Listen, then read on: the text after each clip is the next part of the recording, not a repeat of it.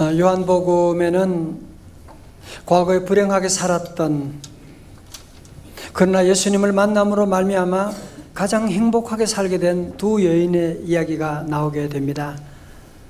한 여인은 요한복음 4장에 나오는 사마리아 여인으로 남편이 5이 있었던 정말 불행한 삶을 살았던 여인이 주님을 만나서 변화된 삶을 살게 되고, 또 두 번째 여인은 오늘 요한복음 8장에 등장하는 간음 현장에서 잡혀 끌려왔던 그 여인입니다. 오늘 이 여인에 대한 얘기를 함께 나누기를 원합니다. 자, 말씀 보시게 되면 우리 예수님께서 감람산에서 기도하시고, 그리고 아침에 내려오셔서 성전에 들어가셔서 하나님 말씀을 전하고 계시는데 갑자기 밖이 웅성웅성 거리는 거예요. 왜냐하면 서기관들과 바리새인들이 한 여인을 개 끌듯이 끌고 오는 것이었습니다. 그리고 그 뒤에는 많은 사람들이, 많은 남자들이 손에는 돌을 들고 그곳으로 몰려들고 있었던 것입니다.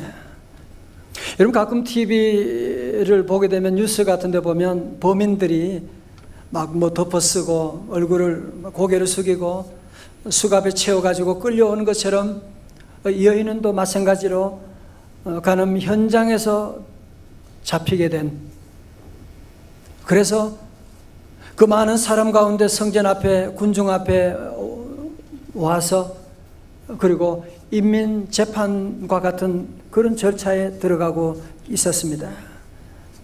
서기관과 바리새인들은 이 여인을 두고 소리치고 있습니다. 4절의 말씀 가운데 예수께 말하되 선생이여, 이 여자가 간음하다가 현장에서 잡혔나이다. 5절에 모세는 율법에 이런 여자를 돌로 치라 명하였거니와 선생은 어떻게 말하겠나이까? 여러분, 모세 율법인 신명기 22장 22절에는 어떤 남자가 유부녀와 동침한 것이 드러나거든 그 동침한 여자와 그 여자를 둘 다 죽여 이스라엘 중에 악을 제할지니라. 자, 여러분, 오늘 본문을 보신 분들은, 조금만 자세히 보신 분은 알 거예요. 아니, 그러면 왜 여자만 잡혀온 것이지? 그 남자는 그러면 어디 간 것이지? 이것을 보면 바리새인과 서기관들이 뭔가 이 여자를 희생양으로 삼으려고 하는 음모가 보이지 않습니까? 6절 상반절에 그들이 이렇게 말하면 고발할 조건을 얻고자 하여 예수를 뭐 한다고요? 시험함이르라. 여러분, 서기관과 바리새인들은 예수님 믿을 생각을 안 하고 어떻게 하든지 예수님을 고발하려고, 예수님을 넘어뜨리려고. 그러나 그들이 아무리 그렇게 시도하지만 늘 번번이 실패하게 되니까 이번에는 이 여인을 통해 가지고, 이 여인을 희생양으로 삼아서 예수님을 고소할 거리를 만들기 위해서 예수님을 시험하고자 이 일을 작당을 하게 된 것입니다. 자, 그러면 하나님의 아들 예수님은 이 문제를 어떻게 풀어나가는지 함께 보시겠습니다. 6절 하반절에 예수께서 몸을 굽히사 손가락으로 땅에 쓰시니, 이렇게 급박한 상황이 일어나는데 예수님은 그냥 땅에 뭔가 글씨를 쓰고 계셨어요. 그러니 이 간음 현장에 잡아온 이 사람들은 너무너무 답답한 거예요. 지금 빨리 뭔가 무슨 말을 하든지 뭘 처리를 하든지 해야 될 텐데 예수님은 땅에 글만 쓰고 있으니까 7절에 그러는 거예요. 그들이 묻기를 마지 아니하는지라. 세 번역에는 잘 번역했어요. 다그쳐 물으니. 계속 다그쳐 묻는 거예요. 이에 일어나 이르시되, 다 같이 오늘 요절이에요. 시작. 너희 중에 죄 없는 자가 먼저 돌로 치라 하시고. 그리고는 주님이 다시 쭈그리고 앉으셔서 또 다시 그 땅에다가 글씨를 또 쓰시는 겁니다. 여러분, 이때 예수님이 땅에 무슨 글씨를 쓰셨을까요? 성경에는 답이 없으니까, 말씀이 없으니까 제 생각으로는 아마 주님의 그 머리에 생각하고 있는 죄 없는 자가 먼저 돌로 치라. 아마 그 말씀을 쓰지 않았을까? 저는 혼자 그렇게 생각을 해봅니다. 자, 여러분 이제 본문을 여러분 잘 보시게 되면 예수님이 이 여인에게 네가 죄가 없다 그렇게 말씀하지 않으셨어요. 그죠? 또 예수님은 율법이 틀렸다고 말씀한 게 아니에요. 단지 예수님의 말씀 뭐예요? 너희 중에 죄 없는 자가 먼저 돌로 치라. 여러분, 죄 없는 자가 누가 있어요? 그래서 로마서 3장 10절의 말씀 가운데서는 의인은 없나니 하나도 없으며, 우리 인간은 행동으로 지은 사회적인 죄도 있고 우리 마음의 자연법 어긴 그런 죄도 있고 우리 안에 죄가 없는 사람이 누가 있어요? 그러므로 어떻게 하라? 돌을 던지지 말라고 하는, 사랑만 하라고 하는 말씀이 아니겠습니까? 성도 여러분, 우리 주님의 이 말씀, 죄 없는 자가 돌을 던지라고 하는 말씀 듣고 이 사람들이 뭔가 모르는 압도하는 그 분위기에 주님의 음성을 듣고 저들은 8장 9절에 그들이 이 말씀을 듣고 양심의 가책을 느껴 어떻게 해요? 어른들로부터 시작하여 젊은이까지 하나씩 하나씩 나가고 오직 예수와 그 가운데 섰는 여자만 남았더라.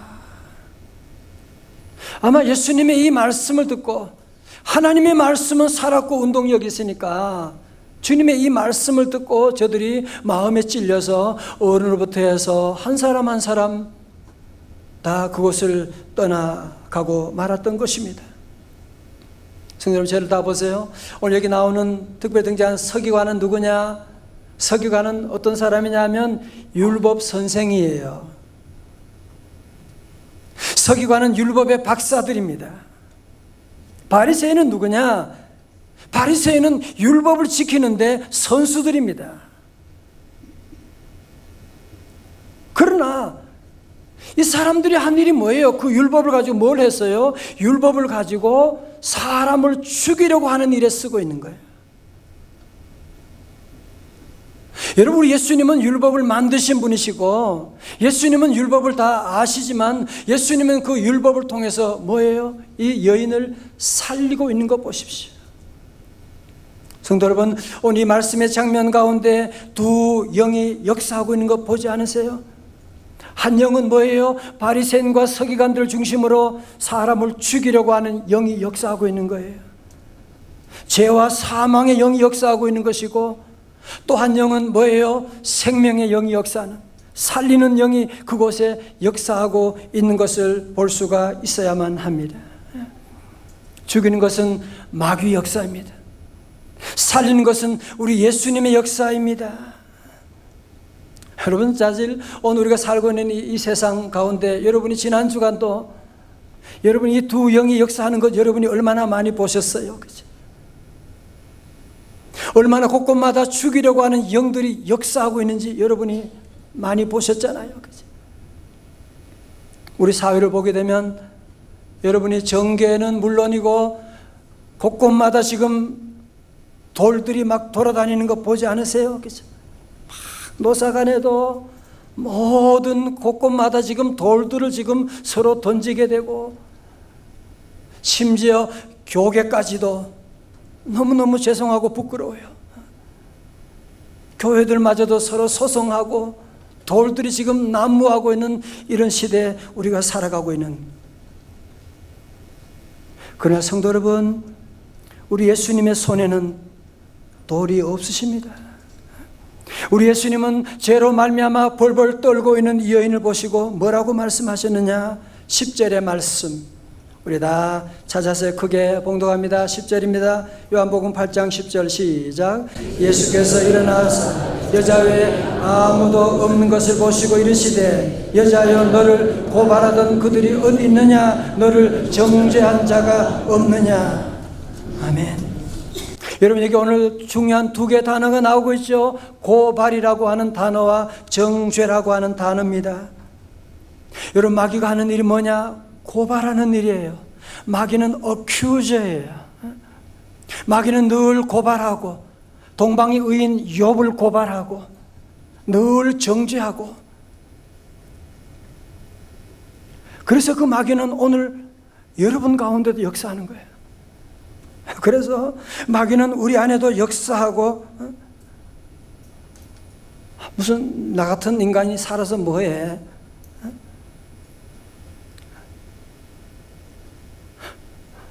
너같이 죄를 뻔뻔하게 짓고 무슨 또 교회 나가서 찬송하냐?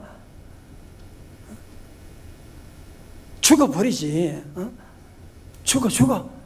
자꾸 마귀는 우리에게 와서 너 죽어버리라고, 너 같은 게 뭘 할 수 있느냐고, 너 인생은 끝났다고 늘 우리에게 고소하고 정죄하는 게 바로 마귀의 악한 영의 역사인 걸 여러분이 아셔야만 합니다. 고소 고발하는 것이 바로 마귀의 특기예요. 저에게도 와서 유혹하고 여러분 모두에게 자꾸 정죄하는 영이 바로, 그게 여러분이 양심의 가책이야. 그 배후에는 악한 영이 있는 걸 여러분이 아셔야 됩니다. 물론 우리 성도들은 사랑으로 충고하고 권면하는 것 당연히 해야죠. 여러분, 그러나 다른 사람을 판단하고 정죄하고 하는 것은 여러분이 조심해야 되는 거예요. 그 배후에는 마귀가 역사하고 있는 걸 여러분이 아셔야 됩니다. 자, 저를 보세요. 여러분, 하나님 앞에서 여기에 서 있는 저나, 여러분이 지금 신사복을 입고 이렇게 앉아 있지만 하나님 보실 때 죄인이 아닌 사람이 누가 있겠습니까? 만약에 하나님께서 우리의 지난 날을 동영상으로 다 담아가지고 여기 한 사람 한 사람씩 스크린을 비춰준다면 아마 여러분 가운데 저와 범한 가지 않을 사람 누가 있겠습니까? 들킨 사람과 들키지 않은 사람의 차이가 있을 뿐이지, 좀 고상하게 내 죄를 윤리적으로 덮고 있을 뿐이지 하나님 앞에서 현행범이 아닌 사람이 누가 있겠습니까? 우리는 다 그런 의미에서 하나님 앞에 100% 다 간음 현장에 잡힌 여인과 같은 사람인데, 그래서 우리 예수님 말씀하신 거예요. 마태복음 7장 3절에 어찌하여 형제의 눈 속에 있는 티는 보고 네 눈 속에 있는 들보는 깨닫지 못하느냐. 여러분, 예수님 만나기 전에는 절대로 자기 눈 속에 있는 들보 절대로 모릅니다. 깨닫지 못합니다. 항상 남의 죄가 커 보이는, 저도 그랬어요. 저도 제가 예수님을 교회 다녔지만 인격적으로 만나기 전에는 제 이름이 신의인이었습니다. 제가 의인이었습니다. 저는 그래서 늘 항상 보면 사회를 보면 문제가, 야, 이 사회가 썩었어. 교회가 문제가 많아. 늘 보면 이 문제만 보이고, 늘 비판하는 일에 앞장서고, 늘 데모하는 일에 앞장서고. 제가 대구 주암산에서 예수님 만났을 때 저는 그동안 사회가 썩은 줄 알았어요. 주님 만나고 나니까 내가 썩었더라고요.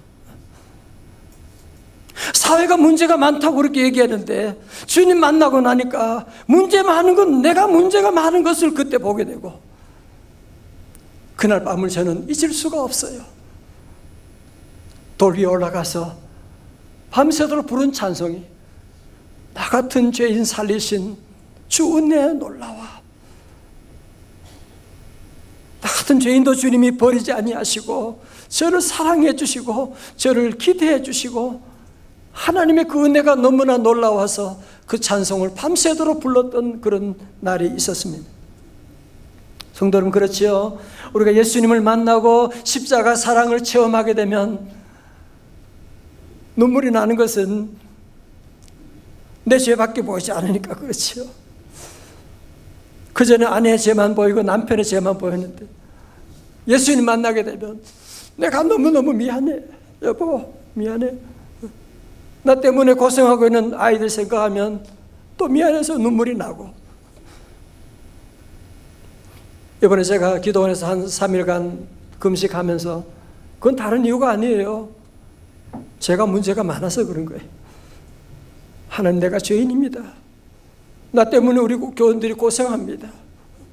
하나님 사명을 다하지 못한 주님께 그래서 기도하고 회개하고 나의 죄를 용서하여 주시고 하나님 우리 성도들을 살려주시고 은혜 내려달라고 눈물로 기도할 수밖에 없었던 것이거든요.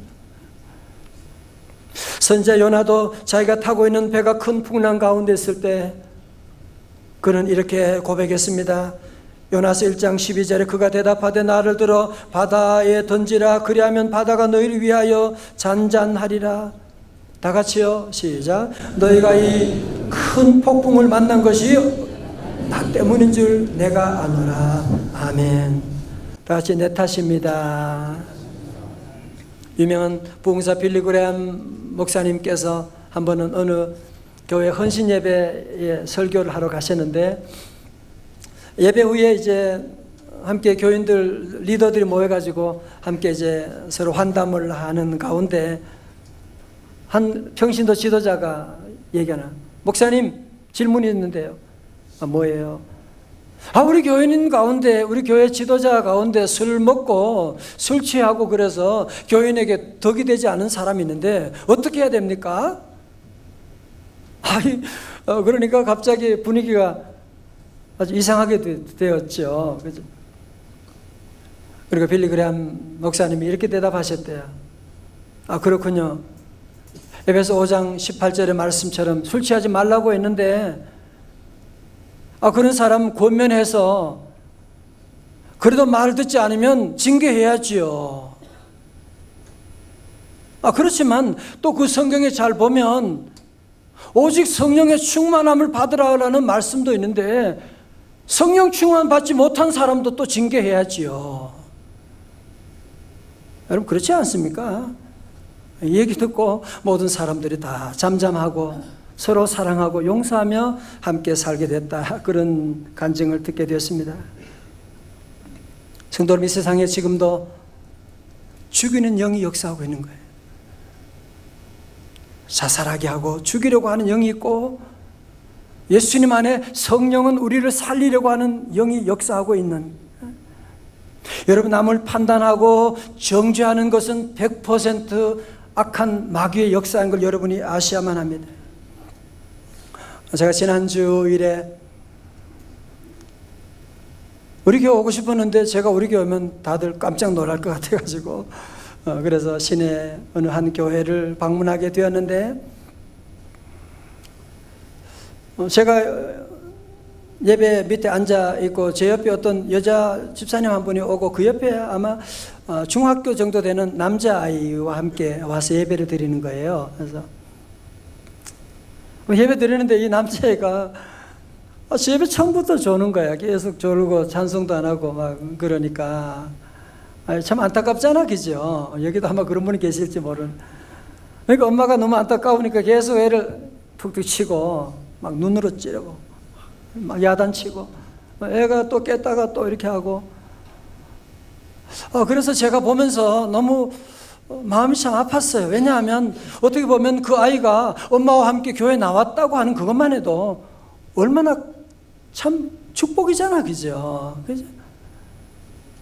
좀 부드럽게 좀 이렇게 얘기할 수도 있고 좀 살살 간지리며 깨울 수도 있고 막 이렇게 할 텐데 너무 그렇게 막 거칠게 그렇게 하는 거 보면서 이러다가 얘가 지금은 중학생이니까 그렇지 앞으로 크면 교회 상처받았다 그러고 예수님 안 믿고 그러면 앞으로 어떻게 하나 생각이 들어서 제가 옆에 있으면서 마음에 막 기도가 나오더라고요. 기도가 나오는. 성도 여러분, 우리가 화를 내는 것, 어떤 사람은 그런 얘기해. 어떻게 화내지 않을 수가 있냐고. 그렇게 말할 수가 있죠. 여러분, 그러나 화를 낸다고 하는 것이 그것으로 해서 뭔가 바뀌냐고요? 그렇지 않습니다. 화를 낼 만하니까 화내는 거지요. 그렇게 말하지만 여러분이 화낸다고 사람이 바뀌어집니까? 야고보서 1장 20절 말씀합니다. 다 같이요. 시작. 사람의 성내는 것이 하나님의 의를 이루지 못함이라. 아멘. 자, 여러분 저를 오늘 다 잘 보세요. 나는 예수 믿고 교회 다니는데, 나 구원 받았는데, 왜 이상하게 내 마음에 늘 불안하고, 왜 우리 가정은 이렇게 불행하고, 나 회사 가면, 직장 가면 왜 자꾸 사람들과 부딪히고, 왜 그러냐? 어떻게 하면 정말 내 인생 정말 행복한 천국 생활을 할 수가 있느냐? 여러분 그 비결 가르쳐 드려요? 이거 30년 동안 배운 건데 이거.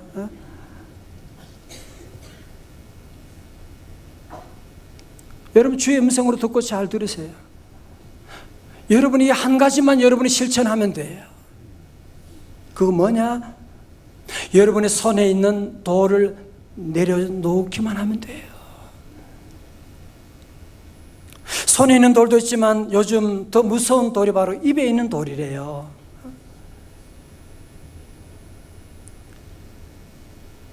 여러분 어떻게 보면 손으로 맞는 것은 따끔하게 아프고 한 번 끝날지 모르지만 입에서 나오는 돌에 맞게 되면 그게 얼마나 아프고 얼마나 오래 가는지 여러분이 그 상처를 경험하신 분은 무슨 말인지 알고 있을 것입니다. 여러분 언어 폭력이라고 하는 것이 얼마나 무서운지 몰라요. 제가 오래전에 신문 뉴스에서 본 것인데요, 아직도 늘 기억이 나요.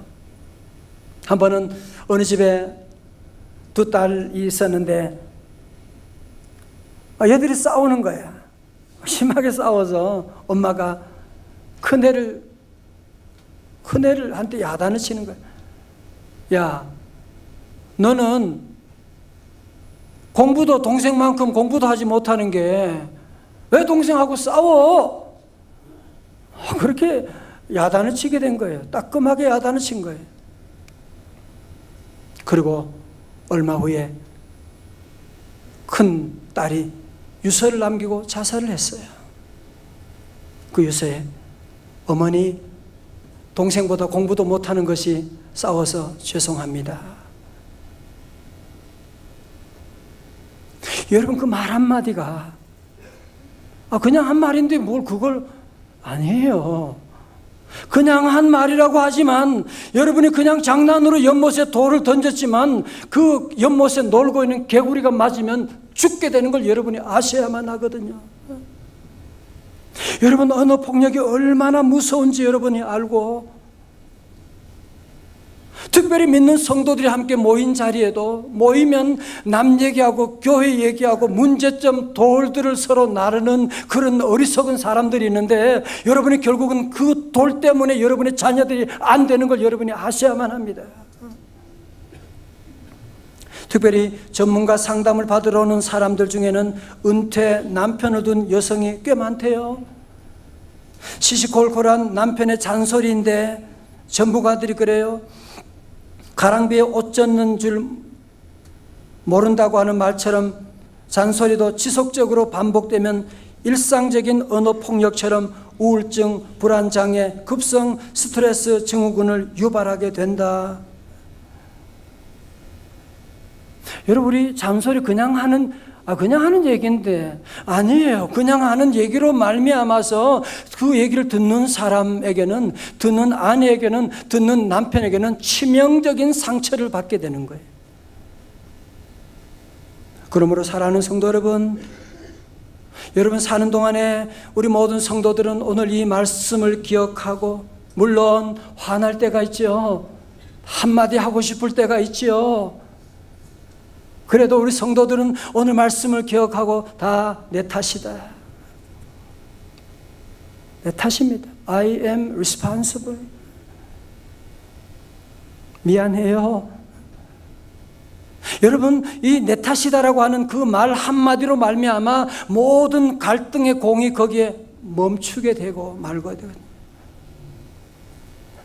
그러나 만약에 여러분이 내 탓이 아니고 돌을 던지게 되면 그 돌들이 어디로 가겠냐 말이지요. 늘 기억하고 우리 주님께서 말씀하신 것처럼 너희 중에 죄 없는 자가 돌로 치라고 말씀하신 것처럼 주님의 음성을 여러분 기억하고 이 모든 유혹을 잘 넘어가게 되면 여러분 가정에도 천국이 만들어지게 될 줄로 믿습니다. 성도 여러분, 가늠했던 여자가 잡혔을 때 얼마나 울부짖으면서 빌었겠어요.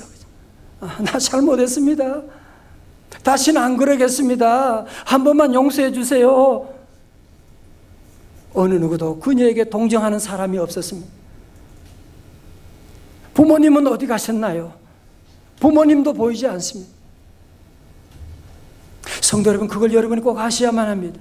여러분이 어려운 가운데 처할 때, 여러분이 실수하게 될 때, 여러분이 알고 있는 모든 친구들도 심지어 부모님마저도 떠날지도 몰라요.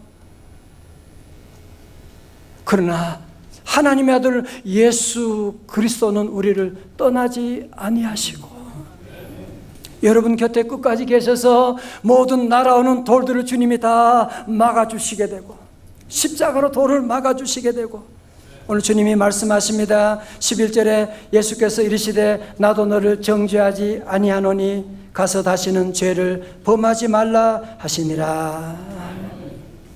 아마 여인이 이 얘기를 듣고 얼마나 울었을까요? 그죠? 아무런 말도 하지 못하고 울었을 겁니다. 여러분, 그렇다면 이 여인이 지은 죄의 대가는 누가 지불하는 것입니까? 율법에는 간음 현장에 잡히면 돌에 맞는다고 했는데 그 돌은 어디 가게 된 것입니까?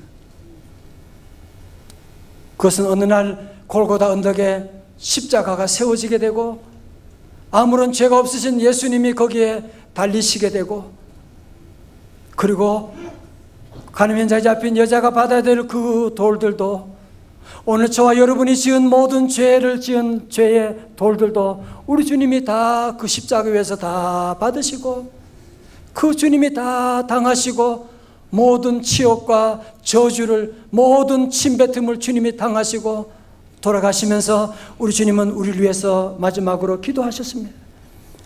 아버지, 저들을 사하여 주옵소서. 자기들이 하는 것을 알지 못함이니이다 하시더라. 다시 아멘. 여러분, 잔소리한다고 사람 바뀌지 않습니다. 저도 많이 해봤습니다. 절대로 안 돼요. 그러나 십자가의 사랑은 우리의 자녀, 여러분 안에 어떤 문제도 십자가의 사랑은 다 변화시킬 수가 있습니다. 성도 여러분, 왜 우리가 돌을 던지면 안 되는지 아세요? 자, 저를 보세요. 여러분, 내가 돌을 던지면 요즘 애들도 가만히 안 있거든요. 걔들도 돌을 던지게 되는 거예요. 부모님에게도 막 던지게 되는 거예요. 여러분, 그래서 우리 사회에 보면 지금 돌들이 지금 날아다니는 거 보이세요? 안 보이세요? 지금? 그래서 내가 돌을 던짐으로 말미암아 그 돌들이 돌고 돌아서 나를 맞추게 되고 그래서 우리에게 모든 질병이 찾아오고 사고가 찾아오게 되는 것이거든요. 그래서 우리 성도도 마음속에 나도 돌을 던지고 싶은 그런 유혹이 찾아올 때마다 오늘 주님의 이 말씀을 여러분이 늘 기억하고 너희 중에 죄가 없는 자가 먼저 돌로 치라. 주님, 바로 내가 죄인입니다.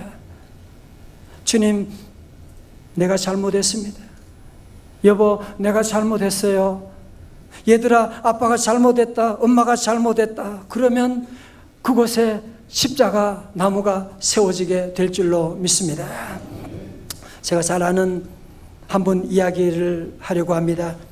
대학교를 졸업하고 사업을 시작해서 20대에 큰 돈을 벌어 큰 집에 살면서 벤츠를 굴리고 룸살롱을 드나들던 한 청년이 결혼해서 늘 술에 취해 살긴 했지만 자기 나름대로 돈을 잘 벌어주는 꽤 괜찮은 남편이라고 생각을 했습니다.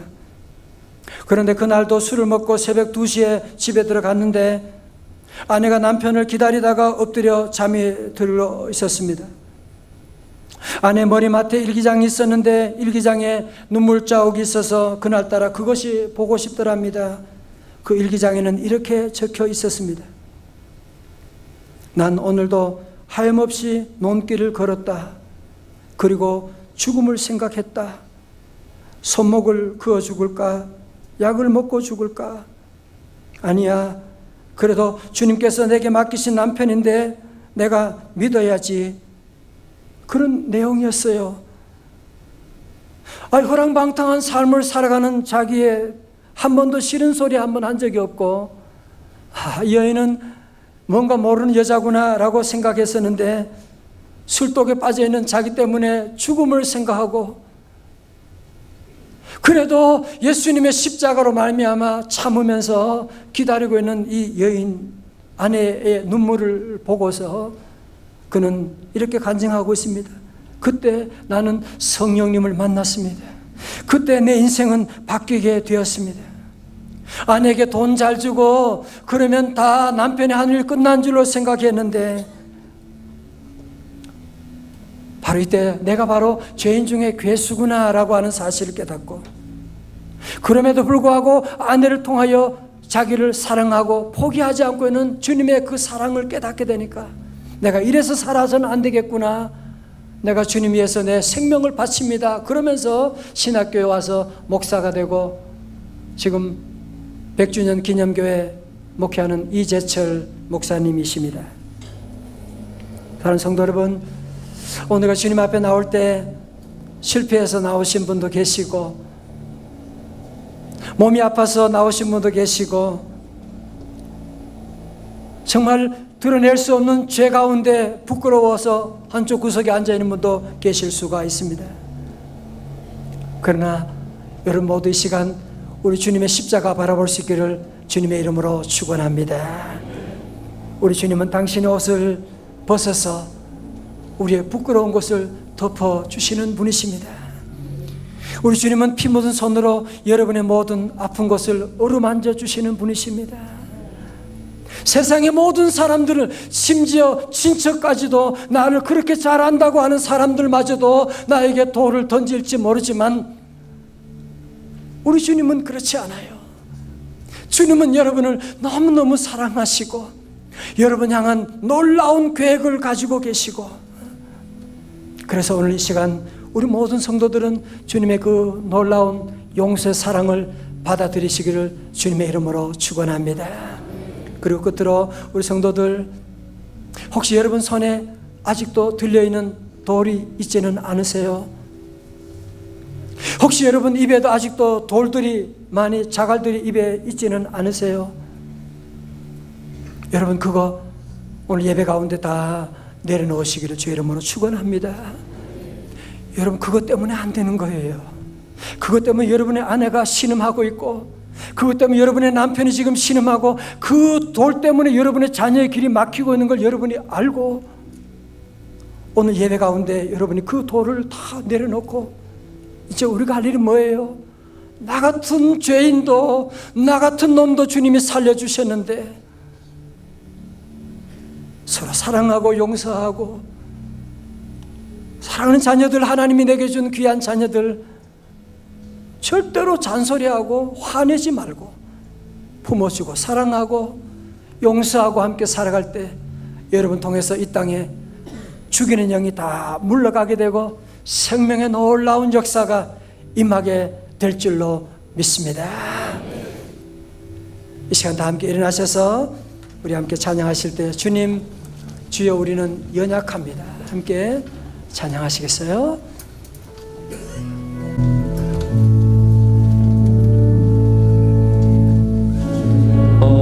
우린 연약합니다. 우린 오늘을 힘겨워합니다. 제 뜻 이루며 살기에 부족합니다. 우리